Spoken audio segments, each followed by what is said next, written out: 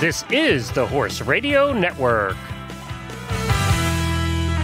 This is episode 361 of the Dressage Radio Show on the Horse Radio Network, brought to you by Kentucky Performance Products, Total Saddle Fit, and 2K Gray.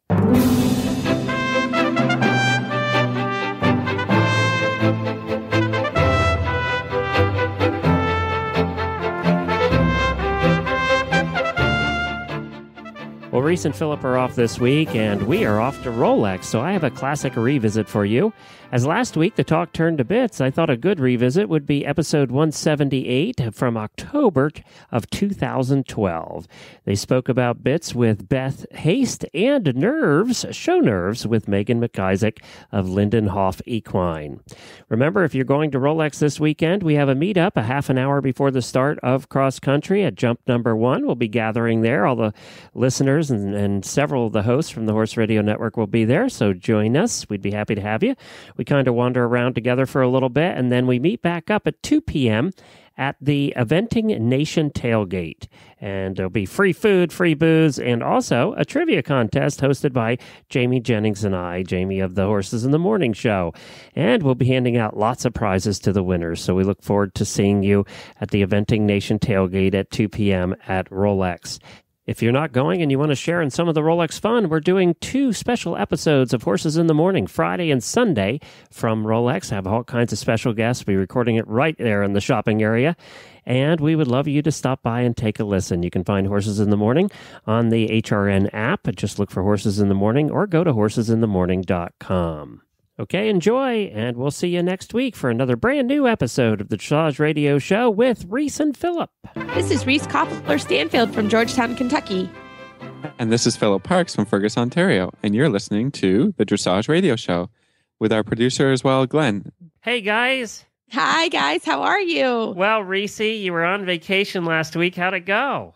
It was great. I do actually have a little bit of a cold, so I apologize to everybody. Yes, I'm a little hoarse, but you got sick on oh vacation? My gosh. Yeah, on the way back, actually, airplanes. Yucky. Oh, great. Yeah. I know.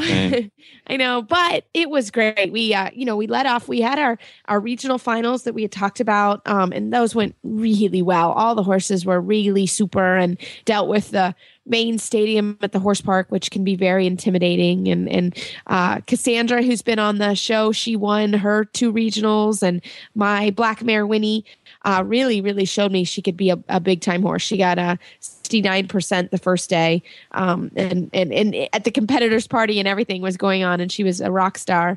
And then my lower level horses also did well. So I went literally right from the regionals. Boarded a plane with Travis and we headed to Dublin, and we spent the week in Ireland, and it was awesome. I recommend it to everybody to go to Ireland. It's a beautiful what did you country. Do? What's there to do in Ireland? How did you get a cold? You were pickled by the time you got back on the plane. I didn't know that we were pickled. We were pickled actually, but so we started the week in Dublin. We flew into Dublin and then spent a day and a half in Dublin. And then we headed north to Carlingford Lough, which is a beautiful, it's right on the border of Ireland and Northern Ireland. And we stayed with a friend of ours, Paddy Hughes, and his family. Paddy is the owner of Horse First Supplements. And he actually stayed with us during the World Equestrian Games. So we stayed with him and his family. And nice guy. I met him, actually. He's a wonderful guy. And of course, everybody would totally agree with me. The horseware factory outlet was about 10 minutes from Patty's house. So, of course, we went there to see where the rugs were made. Yeah, that was fun. Yeah. It was fun to actually go to horseware. And then we headed north, and we went past Belfast and all the way up along the coast of Northern Ireland, which I highly recommend. There, literally, we passed one car in 2 hours. And I saw your picture at the Blarney Stone. We did the Blarney Stone. We did the Cliffs of Moher. You have to kiss the Blarney Stone. Yes, it's very touristy, but it's wonderful. That's maybe how you got sick. Yeah, that's right. Yeah, probably. That's exactly where I got sick. That's a disease-ridden stone. Yeah, it's disease. Yeah, probably. But it was fun. I don't care. I got the pictures. I'll get over the cold. And then we stayed in a beautiful fishing village in the south called Kinsale, which is beautiful. And then then we headed north, and actually we spent the last night at Patty's house. Actually, I think one of his kids, who are adorable, gave me their cold. So I think that's actually where I picked the cold up. But now, did you, you said you promised your husband no horse riding or horsey events during this whole thing, but it sounds like you got a little horsey related stuff in. Well, we got a couple things. And we were driving in Northern Ireland, and there was this huge tack shop right on the side of the road. I mean, we went right by it. And so Travis is like, "You want to stop, don't you?" I was like, yeah. He's like, "Okay." It was actually, I didn't know this, but it was the biggest tack shop in Ireland we happened upon. So, it was great. I got a couple just fun things. I like to, every country has their own way of doing things, and different little things that you can pick up that make your life a little easier. So, we stopped in the tack shop, got a coffee, talked to everybody, and we were on our way. And then we did actually hit the Irish National Stud. So highly recommend, if you're there, to go to the National Stud. It's beautiful, and was worth that afternoon to kind of walk around and just see what barns, barns are different all over the world. And I always like to see how different farms do things. So highly recommend the Irish National Stud when you're there. So it was great. We had a great week. Too fast. You know how it goes. Vacation just goes too fast. Now, did you eat some good food while you were there? Oh, the Irish food is great. I have to be honest. I have to get on the treadmill because I ate way too many carbs. I'm not gonna lie. And we went to the Guinness factory, so we drank a lot of Guinness, and I am a fan of cider. So I actually drink a lot of cider, and that was fun. But you can't avoid the pubs when you go to Ireland. They're a huge part of the culture. And one of the things I really saw was the Irish people are amazing. It's a great country to go to, because if you're lost or don't know where to go, we never stopped, and we got lost a couple times. We never stopped, and people wouldn't stop and help us. So that was really cool. And everyone speaks English. And it was really, really a fun place to go. But you have to go to the pubs. They're worth several hours to spend time and just talk with the locals and hear about what things are going on in the community. It was fun. It was great. Terrific. Great. Yeah, so you had a good time. Yeah, back to the grind. But, when you come back, I was so happy to see my horses. And I've had a couple that are really, my big black mare, she was super excited to work today. She was like, "Oh, Mom's home. This is awesome." And my young horse, my big D didn't quite get the memo that Mommy was home and he had to go back to work. It's not a fun ride for me today. Yeah. I'm hoping tomorrow will be a little easier on me. So getting the young horse back in routine has been a little bit of a challenge, but it'll be fine. We'll get him back and going. So yeah, did you guys have a good week? Philip, did you have a great week off? A week off of the show, but I still had to work. I wasn't running around Ireland doing all kinds of stuff, So it's been good. The horses are great. The people are great. So we're just kind of plugging away here, and I just got some news here. I know we have some news to cover tonight. I guess I'll start off. Karen O'Connor is expected to go home tomorrow as we do this, or Friday, from the hospital from her back injury where she broke her back there. And she had to have that surgery where they put the long rod in. They said she's facing a long road to recovery, but as Max, her faithful groom, said, if anyone can do it, Karen can. So, good luck on the road to recovery for her. Yeah, I mean, she had a heck of an operation. So that was from a fall she took here a couple weeks ago. But just saw that, thought I'd let everybody know. Great, thank you. Thank you. And so we've got some fun news in the world of dressage. Ravel, we all know Ravel. We talked with Stefan this summer, but Ravel, the horse that Stefan Peters rode in 2 Olympics, and the only second World Cup winner in the United States. And the team bronze medalist Michael Poulin will be inducted into the USDF Hall of Fame. And the induction ceremony will be at the annual convention in New Orleans, December 8th. Yeah, well, a wonderful horse and a great U.S. rider there. Michael Poulin, he has had a lifelong commitment to dressage and supporting dressage riders and horses and people. So that's great. Yeah, it'll be really fun. And if anyone is in Lexington and can stop by the USDF office, the Hall of Fame is something to walk through. Take a little bit of time, and it's really a special part of the building, and it's fun. You can always go in there when the office is open. So. I've never been. Huh. Really? Oh, well, Philip, Yeah. when you come visit, we'll Yeah, run you. that's one of the things I haven't seen yet. So, Yeah, no, that's you got a to good. take me over there. That'd be great. Yeah. So I have to be honest, this happened right before I left and we didn't report on it, but Patsy Albert, she's 76 years old, of Chesapeake, Maryland, passed away right before I left. And Patsy, I knew her personally, and she's absolutely one of the best organizers, chef de keeps, and cheerleader that I have ever known. She is really was a wonderful, wonderful woman. She was big in dressage at Devon. She's a lifelong supporter of the Young Rider Championships for Region 1. And she really extended all her expertise to management and officiating. So she is truly a loss to our community. Patsy passed away unexpectedly, and she's survived by her husband, Robert Albert, 4 children, 5 grandchildren, and one great-grandchild. The memorial service was actually held October 17th, and the family asked for donations to be made to the USDF Region 1 FEI Young Riders. It can be submitted to Lisa Schmidt, Region 1 Director, if you have any interest. But she was a really wonderful woman and went way too quickly for our community. A big loss to everybody that knew her and for all the stuff that she organized and was involved in. Yeah, that's horrible. But on some better news, the Dutch riders claimed the first 2 places in the opening leg of the World Cup Dressage Series in Odense in Denmark. The defending champs Adelinda Cornelissen and Jarek Parseval scored consecutive victories, and Edward Gall, series champion in 2010 with Totalis, lined up second with Blues Horse Romanov, while the Danish riders filled the next 2 places. So that was pretty exciting to hear. Well, it's great that the World Cup circuit is starting again. There's some great shows coming up all over, in London, and yeah. We'll Absolutely. wait to see the scores and see how everybody does. And where's the finals being held, Reese? Do you know? Oh, gosh. I would have to look it up, Philip. I'm sorry. I don't know. Yeah, I don't know right now either. That's too bad. We'll know soon for everyone. We'll look it up and we'll report next. We'll let you know next week.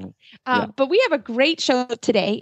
It is kind of a quiet time of the year. And Philip and I decided this would be a great time to kind of have some educational shows. So today we are talking with Beth Haste. She's going to do a series for us on bits, on snaffle bits. And next week will be double bridle bits and curb bits. And she does a great job. So I'm excited to have Beth Haste on the show today. Yeah, and then we have Megan McIsaac, a friend of ours and a trainer out of Wisconsin, to give us a trainer tip about show nerves, and she has a lot of great suggestions that we're looking forward to hearing about. She swallowed hard as they walked into the start box. She could feel his muscles tense under her leg. 5, 4, 3, 2, 1. Have a great ride. She didn't have to ask. He galloped out of the box and across the field toward their first training level course. His ears pricked. Her heart pounded. He attacked each obstacle with confidence, clearing them with room to spare. A huge smile broke out on her face as she crossed through the finish flags. She leaned forward and buried her face in his neck. Their bond of love and trust blocked out all else. This love story is brought to you by Elevate. Research proven to have superior bioavailability. Elevate supplies the essential vitamin E often missing from the equine diet. Its all-natural formula supports healthy muscle and nerve functions. The horse that matters to you matters to Kentucky Performance Products. Call 859-873-2974 or visit kppusa.com to order today. I'm very happy to have Beth Haste from The Horse of Course on the show today. She's going to speak about snaffle bits.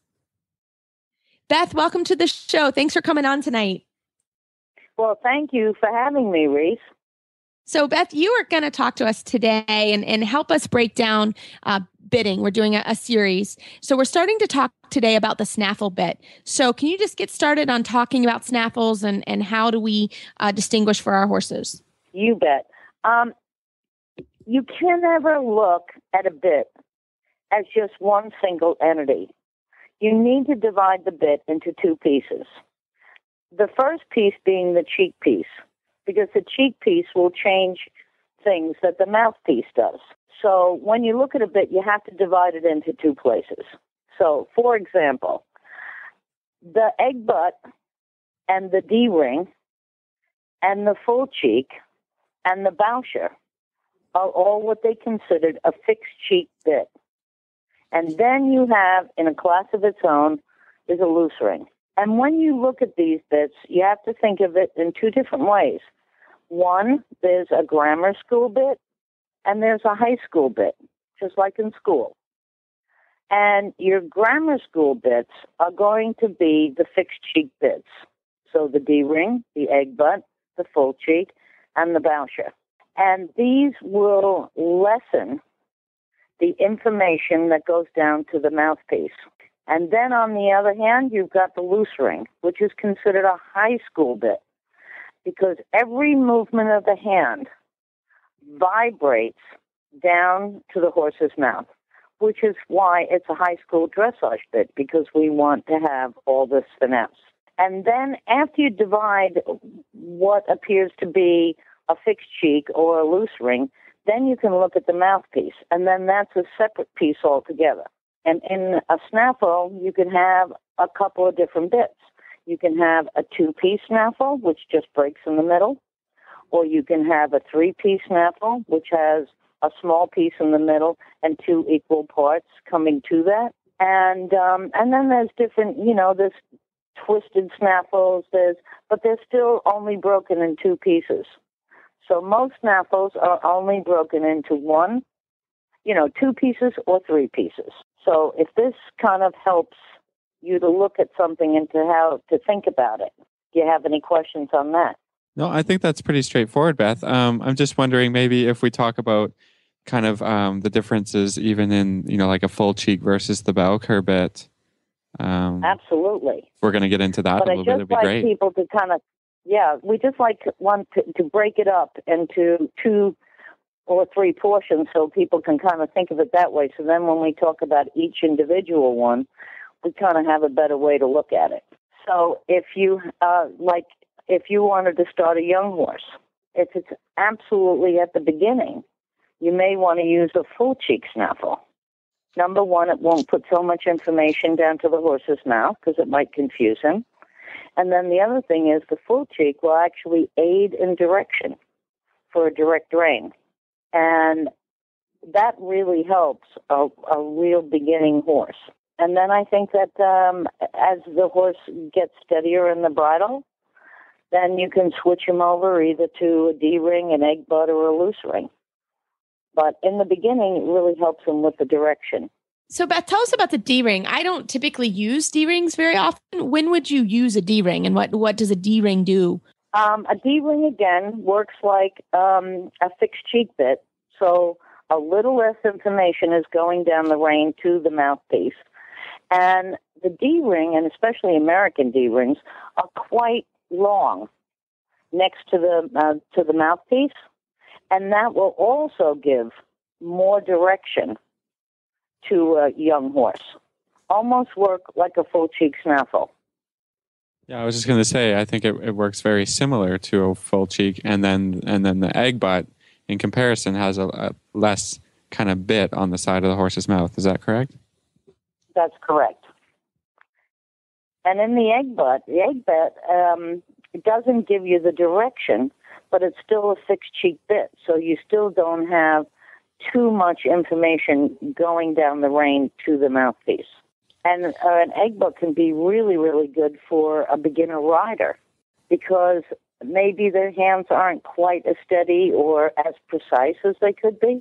The full cheek, the egg butt, and the D-ring will maybe make it a little bit easier to communicate with the horse until their hands get a little bit better. And how about the bowsher? That's a little bit different action, isn't it, in the horse's mouth? Yes. The bowsher still works like a fixed cheek, so there's not going to be as much information going down to the rein. But where a regular snaffle, whether it be an egg butt, loose ring, full cheek, or, will still have the horse elevated a little at the pole and then back to the rider's hand. Where the Bauscher differs is that it actually gets the horse to stretch a little bit more over the top line and lower the pole and then back to the hand. So for horses who carry themselves unnecessarily high, certain breeds do that. If the horse is not quite stretching from his hind end over his top line, that might give him a little bit better idea and also lower that pole. And what bit do you maybe would recommend for a horse with what I would describe as a strong mouth, or a really kind of steady, a horse that likes to pull the bit? There's two different things. They can either be strong, which they just don't quite understand the connection yet, or they're not coming enough from behind. And I don't know that a bit is going to help that. I mean, if we're talking about dressage, we're talking about what's legal and what's not legal. So there isn't an awful lot that's maybe a little stronger that would be good for a strong horse in dressage. But if you were jumping or doing a lot of other disciplines, they have a lot more option in their bit choices to give a little bit stronger bit. Like a Dr. Bristol might be a little bit stronger bit if the horse was a little strong in the hand. But if the horse pulls, that's a whole different ballgame. And there is a wonderful snaffle out there to help the horse not pull. And when you have a pulling situation, sometimes you have a rider that may be a little inexperienced, that when the horse pulls, they pull back, and then it becomes a little bit of a syndrome. It's like who crossed what chicken, did the chicken or the egg cross the road first? I mean, you have to look at it as who started pulling.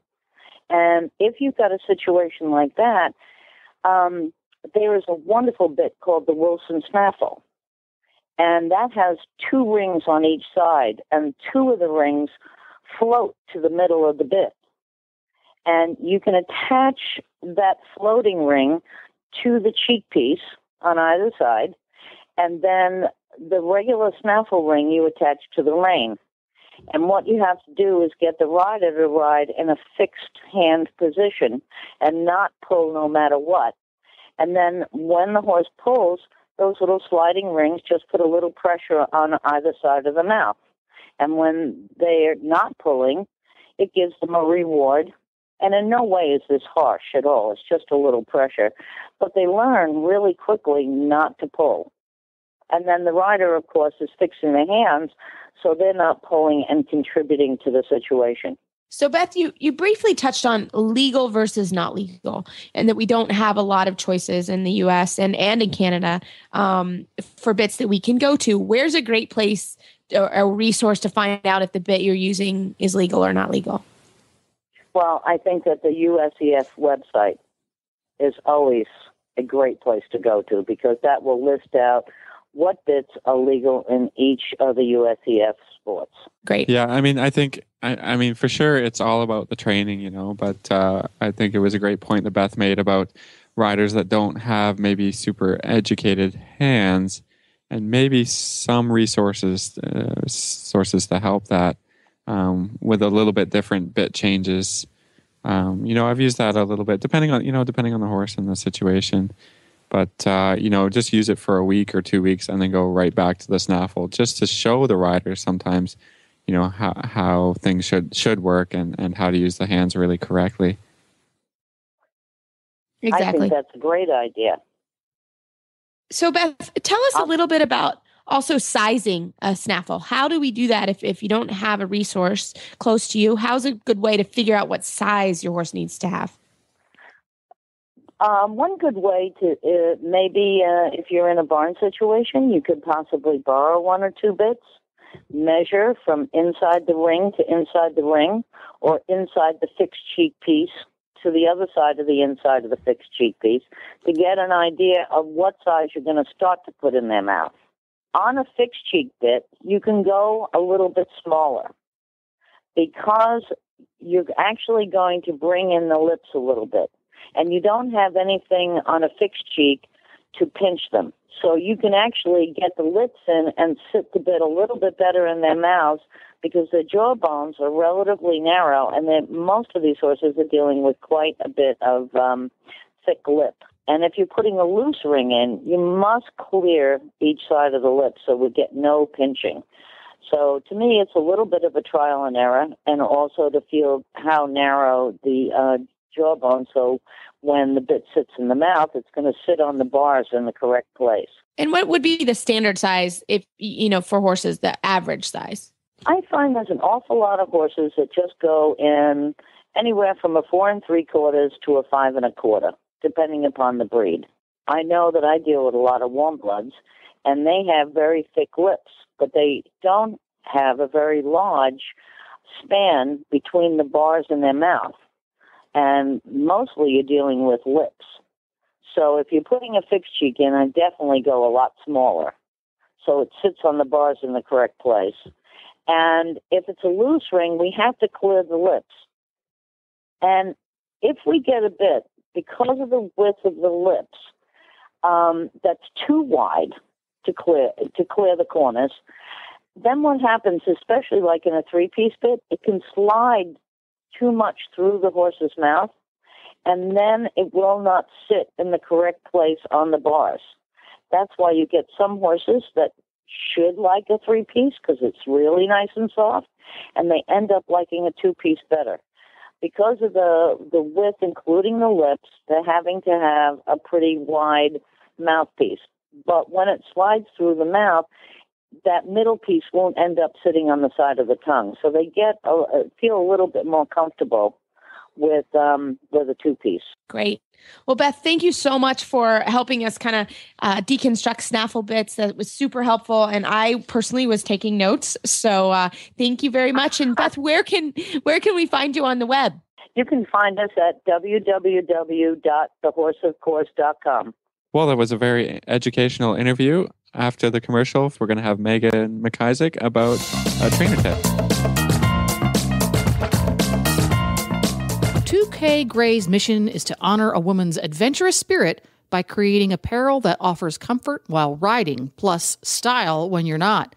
In 2011, Grand Prix rider and entrepreneur Chris Pinto joined forces with fashion industry veteran Meryl Ranzer to create a chic and sophisticated line of performance riding breeches that look and feel better than your favorite pair of jeans. The line, made for women by women, is now being expanded and refined by teaming up with global equine manufacturer and distributor Intrepid International and notable fashion designer Kia Tomlin. 2K Gray offers serious riding clothes that are sturdy in the saddle, yet slimming, stunning, and sophisticated everywhere else. Each detail, from pocket shape to seam placement, is designed to enhance a woman's silhouette and to celebrate different body types. The collection is machine washable and proudly designed in the USA.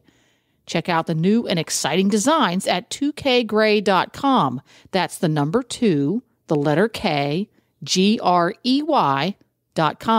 You can also follow them on Facebook at 2K Gray. Feel better and ride better. 2K Gray.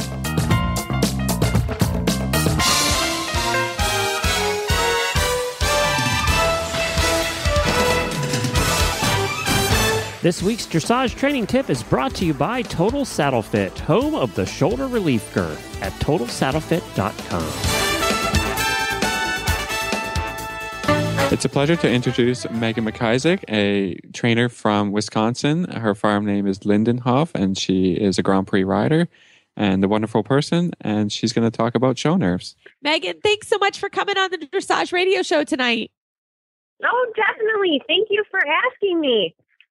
So we're really excited. You are our trainer tip of the week. So what's your tip about? I have several suggestions for showing and nerves. My first one is when you're going to the show, make up 3 goals.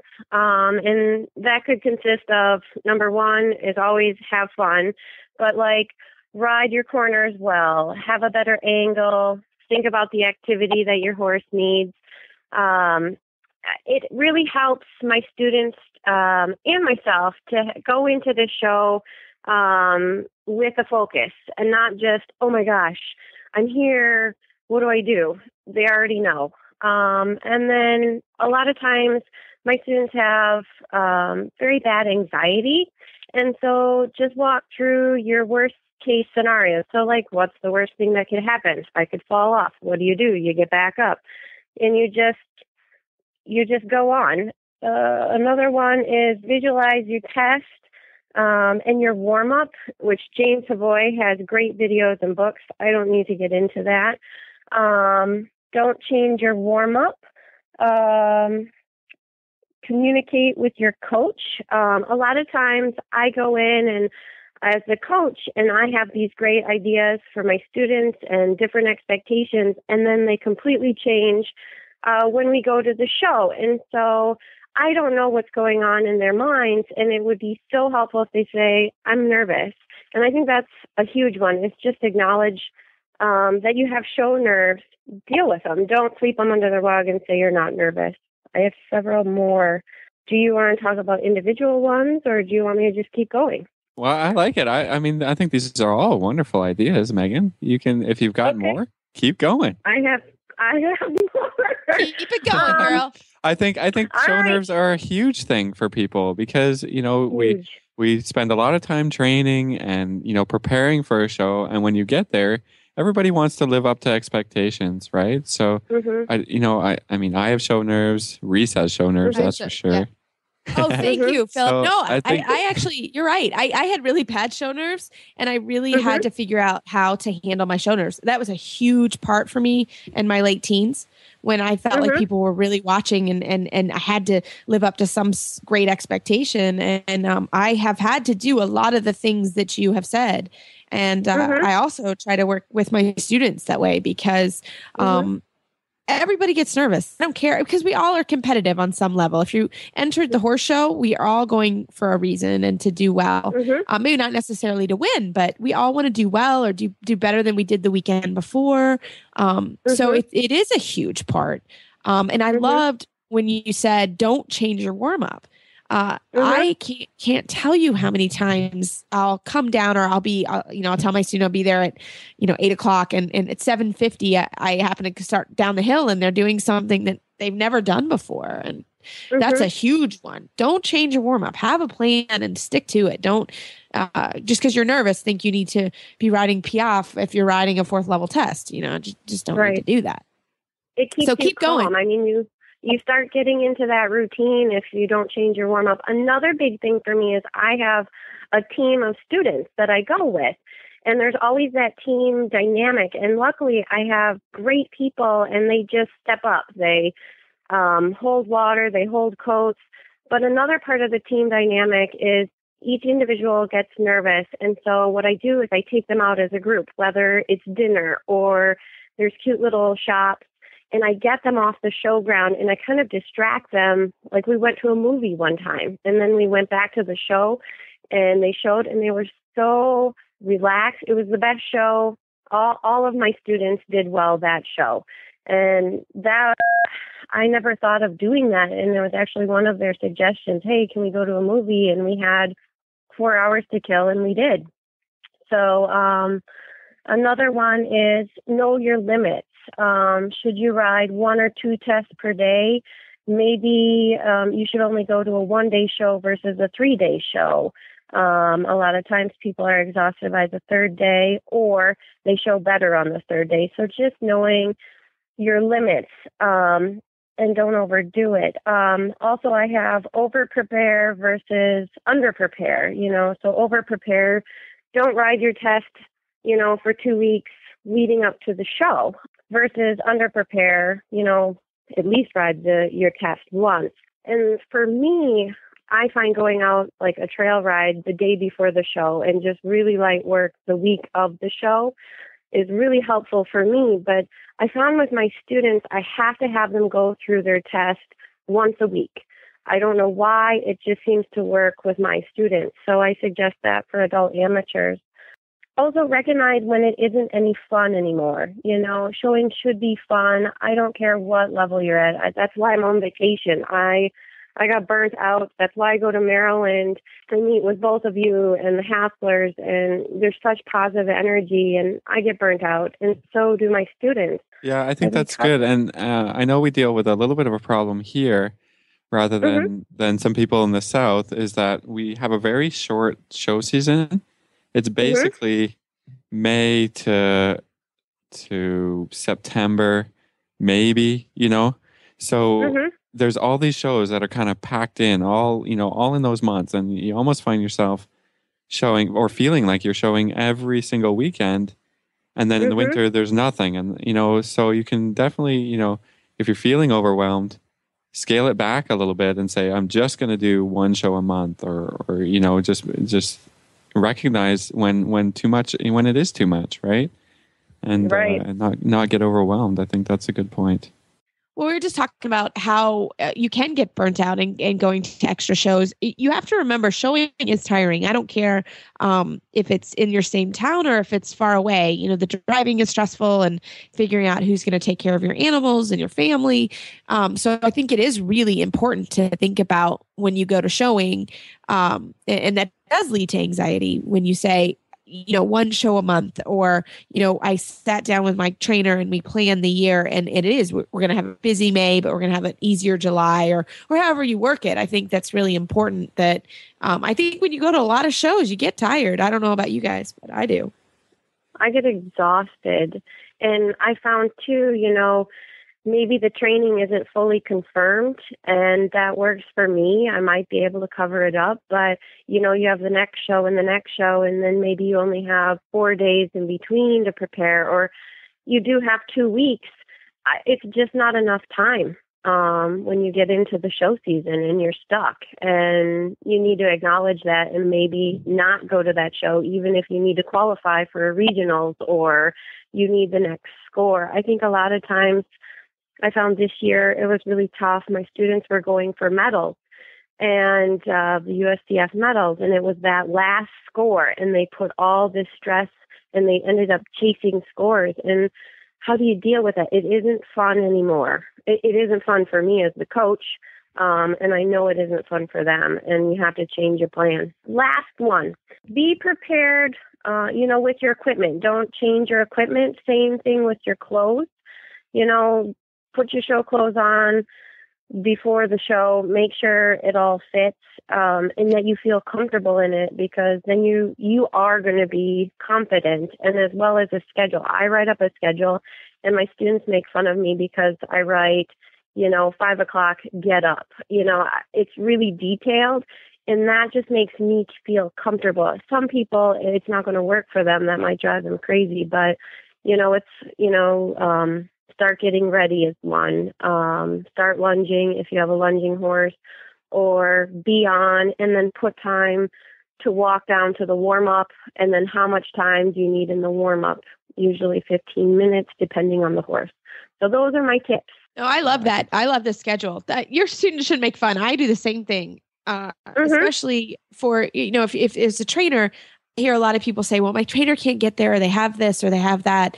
I think it's important that we lay out so everybody knows where the trainer is, but also I think it's important to have a schedule, and it makes you just stop and think about, how long is it going to take me to get ready? Or, all the little things, like I need to eat lunch at some point during the day. You have to eat something. So, if you can't eat a big thing, have a banana, or be prepared for that, so you don't go through the day and get really cranky by the time your ride comes around. I think that's really important. So I love the schedule. We do a schedule big time at our place. And it's great too when you have a team, because I may not be able to watch the first timer, but the rest of the team members are saying, hey, she's not getting ready. That's actually what happened at one of our very first shows. And so they had a schedule. Everyone has a schedule. And they were like, hey, don't you think you should start getting ready? And so they watch each other so they can take on the responsibilities as well, for themselves, for their teammates. And it isn't all me taking on the responsibility, which is wonderful, I have to say, because I might be in the warm-up riding a horse or coaching a person. So it's great. It's great to have that team. I'd highly recommend a team. No, I agree. I think you need a team and everybody that again, you're going to a horse show for fun. So it is important to be there with your team members. And, it's cute. I looked up at the last horse show and one of the girls couldn't get their hair up. Right. And, so I think that's fun and it makes it a lot more enjoyable and less stressful for everybody. So, well, Megan, these were great tips. Thank you so much for your tips. And we hope you can come back again. You bet. Anytime. Just let me know.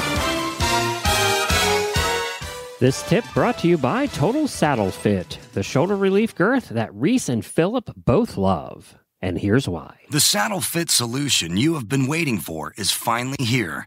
TotalSaddleFit.com is proud to introduce the shoulder relief girth. This strategically shaped girth actually moves the girth line of your saddle back over 1 inch, thereby freeing your horse's shoulders from the saddle. Traditional girths pull saddles up against a horse's shoulders and often over the top of the shoulders. The shoulder relief girth's recessed ends allow for the billets to buckle into the girth farther back to give your horse unparalleled freedom of motion.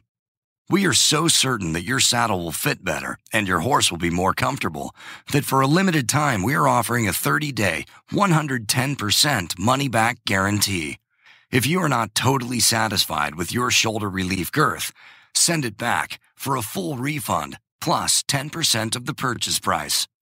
Don't wait. Order now for the best saddle fit solution available. At TotalSaddleFit.com. Visit TotalSaddleFit.com. So, Philip, I'm really looking forward to our discussion with Beth next week on bits, double bridle bits. I think that's going to be great. And I certainly took notes today. Yeah, I mean, she made me think about a few things I hadn't really thought about before, and some suggestions for young horses and stuff. That's wonderful. So if we get as much out of her next week as we did this week, it'll be a great interview. I have something to bring up before we go today, though. Oh, okay. I saw a picture on Facebook today on Reese's page of her horse Minnie, Fleur de Lis. I forgot to say that. And it said, Minnie is officially a riding horse. I'm a proud mama. And what I loved about that, you know what I'm going to say. What I loved about that was, here is her. How old is Minnie? She's 2. She's at the end of her 2-year-old year, yeah. Beautiful baby that's now a beautiful horse. It's now an official riding horse, and there is Reese holding it with one of her students on top to get punished. Yeah, I know. I always tease Reese about this, Absolutely. but I don't think it's not official riding horse until Reese gets on. That's it. Right. Kids, we know that's going to be a little while. Is the girl's name? What's the girl's name? Tess Dummy? Is that her name? she does call herself a baby monkey, but her name's Laura Krause. She's wonderful, and she Minnie's just been progressing beautifully. With this baby's, I really have her in high regard because we've talked a lot about that. I do some groundwork with all the young horses, and I don't usually sit on them this early, but Minnie was doing really well. And Laura said, "Oh, hey, I'll sit on her." And I said, "That sounds great."